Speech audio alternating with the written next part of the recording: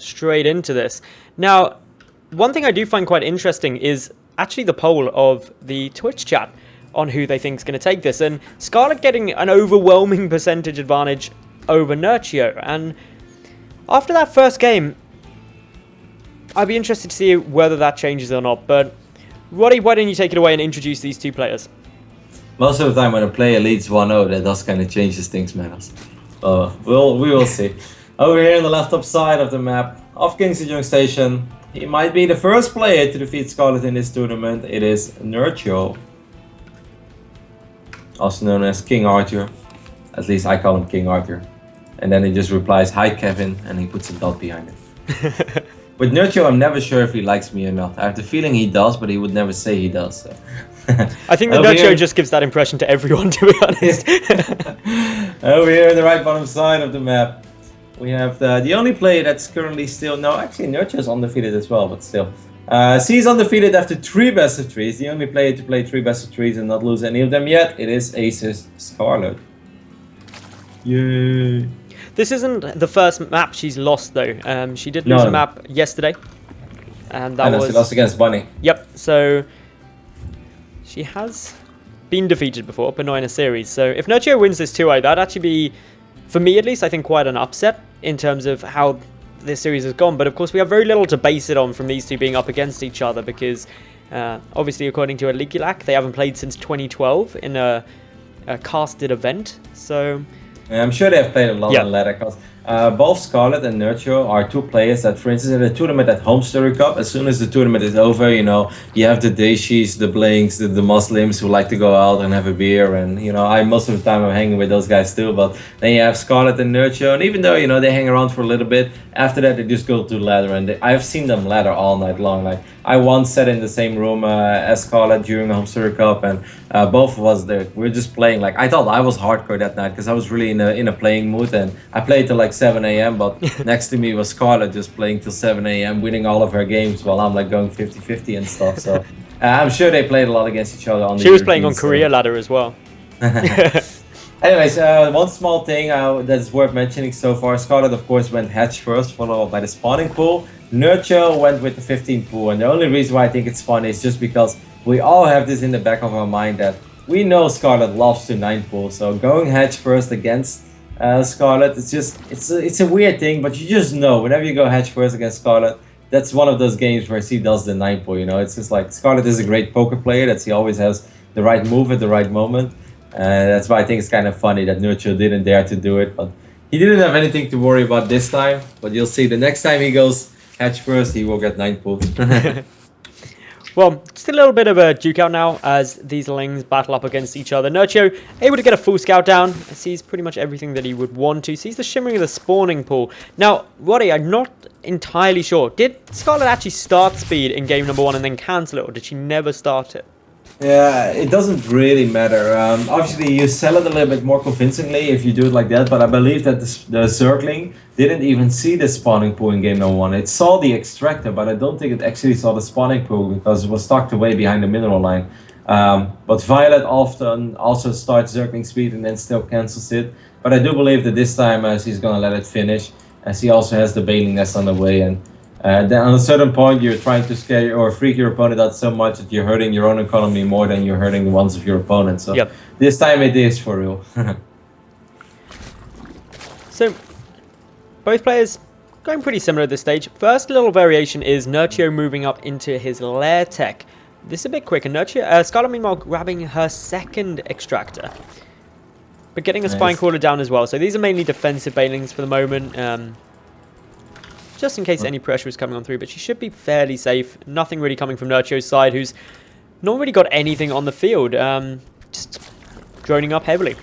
Yeah, a pre-6 minute layer in ZvZ is not just like relatively quick, that's actually pretty damn quick. Scarlett is starting her own layer now at 6 minutes and 30 seconds. Not even that, I would say, is a very late layer, but the one of Nerchio is just very, very early. There's a good chance that Scarlett will be able to enter the main base though. If she tries to run by with these circlings, she would love to see that, of course, but Nerchio does not allow her, and she doesn't want to sacrifice her circlings just yet.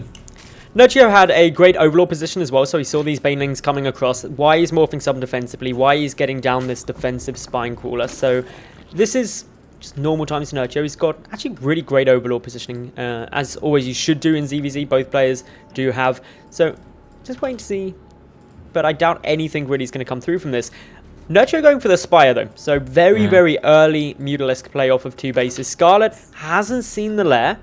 She's got to do the same thing. I'm pretty damn sure that she will drop Spire as well. And like you mentioned there, Madals, it's really important that Scarlett did not see the layer yet. Like, there is a chance that she will think that her Spire is quick. But the thing is, actually, Nerchio's Spire is a lot quicker. Both players going up to 3 bases as well. And normally, when everything is going pretty much the same, I mean, there's 300 HP more on the hatch of Scarlett than on the one of Nerchio. So she has that going for herself. But I would much rather have quicker access to that Spire, I think, as there is a good chance that Nerchio is always going to have a minor Mutalisk advantage. Then again, Scarlett is an absolute queen when it comes to, you know, just outplaying your opponent in a certain phase in the game, when it comes to also using Zerglings. And Zerglings are super important as well when it comes to Mutalisk versus Mutalisk. What's interesting to note is that Scarlett actually didn't see much in the way of gases either. So that's another thing. She knew that there was 1 gas at the natural base, but that isn't a huge giveaway in itself. She didn't get any scouting of gas in the main. So I think it's quite plausible that she's not expecting the Spire to be this early on. Nerchio just keeping a good eye. Sees that there's a few Lings and Banelings down on the field. But his first 6 Mutalisks are in production. Whereas Scarlet Spire still 10 seconds away. Yeah, let's not forget that he immediately starts +1 carapace as well for the flyer units. And that's really important because there is a chance that he will be able to find a window of opportunity where he can fight with that upgrade. And Scarlett doesn't have that upgrade yet. Yep. I'm very curious to see if he reviews the Mutalisk immediately, which I do assume he will, just because you want to find as many... Okay, he actually kind of did that already. Because you want to find as many Overlords as possible. And I think that Scarlett will be a tiny bit surprised. He will be like, oh, okay, so you have your Mutalisk out before me. Interesting. Mutalisks now coming across. They find their first Overlord. Going to be able to pick that away. Nerchio's backing his out. Probably expecting some kind of Mutalisk transition out of his teammate as well. Scarlett, though, as you mentioned, quite a long way down in terms of that +1 flyer carapace. About 30 seconds, which isn't phenomenal. But she's still going to be aware that with those Mutalisks getting out earlier, she needs to be just a little bit cautious when she takes the Muta on Muta fight, if she does. Actually, got to be very careful here. Could get intercepted. Yeah, a really cool move there by Nerchio. He saw that the Mutalisk were out of position on the left side, and of course, most of the time, you rally your other Mutalisk towards the Mutalisk you already have out on the map. He has to be careful, there are Spore Crawlers over here. So that was really smart, because just intercepting 1 or 2 Mutalisks that are trying to join the rest of the flock that's already out on the map, that would be a massive pick-off in this phase in the game. He wasn't able to do it, as Scarlett was aware of it, but still, like, those small moves I think are really cool to see. That was very smart thinking of Nerchio. Now, Scarlett's got a fractionally better economy at the moment, but when you're sitting in this Muta on Muta engagements, it's all down to the gas, really. When you're going heavily Mutalisks, it's who's able to get up the most gas guys. +1 carapace is ready for Nerchio. Yeah, it is. Not for Scarlett. This might actually be the fight that allowed Nerchio to win this game. The Mutalisk count was very even. There are a lot of Zerglings on the map, but the Banelings are helping out as well. I really think that Nerchio is just winning the game over here, Madals. He very well could be. Only 5 Mutalisks down on the field for Scarlett. Nerchio had units on the ground as well, which means not only did he have the carapace upgrade advantage, he also had units on the ground to soak up some of those bouncing glaives. More Mutalisks for Scarlett are getting taken out. 16 to 8 Mutas. This could be game right here. Yeah, but he's picking up a lot of the Mutalisk off Scarlett. Is Scarlett finally going to lose her first series in this tournament? There are Queens helping out as well, so Nerchio, you could say he's playing with fire, but maybe it doesn't really matter. Maybe he's resistant to fire because he has so many Mutalisks. Scarlett is going to try to transition. She will get her Infestation Pit down and drop 6-7 Spore Crawlers, and she realizes that, alright, I will never be able to catch up in the Muta count anymore. This is the problem though, she's losing so much, especially in terms of the gas losses. Scarlett lost 25 Mutalisks. To try and transition at this stage is going to be so hard, unless of course Nerchio just flies his Mutas on top of that Spore for a long period of time. Picks up and picking up the Extractor is actually kind of useful as well, because if Scarlett wants to make the transition into a bunch of Infestors, and obviously she's going to need, Nerchio miscontrolling Mutalisk once more, ends up losing 2 of them. But in the end, he's so far ahead, he can definitely afford himself to, make 1 or 2 of these sloppy mistakes. Shouldn't make too many, because it would be an absolute waste to just throw away all these Mutalisks that he has. But, yeah. It's funny because we were theory crafting about it, and then often people probably at home think like, yeah, sure, like these 15 seconds of +1 carapace is going to make the difference in this game. Like, well, Madals, it did. It definitely did, and it wasn't just the carapace, it was the fact that he had units on the ground as well really will help him out, because it soaks up some of those bouncing glaive attacks, which will just further swing it in Nerchio's favor. But Nerchio now pushing forward, he's got a lot of banelings here. The Queen's doing everything they can to try and stop this. Big detonations though, the static defense getting taken out, and Nerchio just solidifying his lead, making sure that he stays in good control.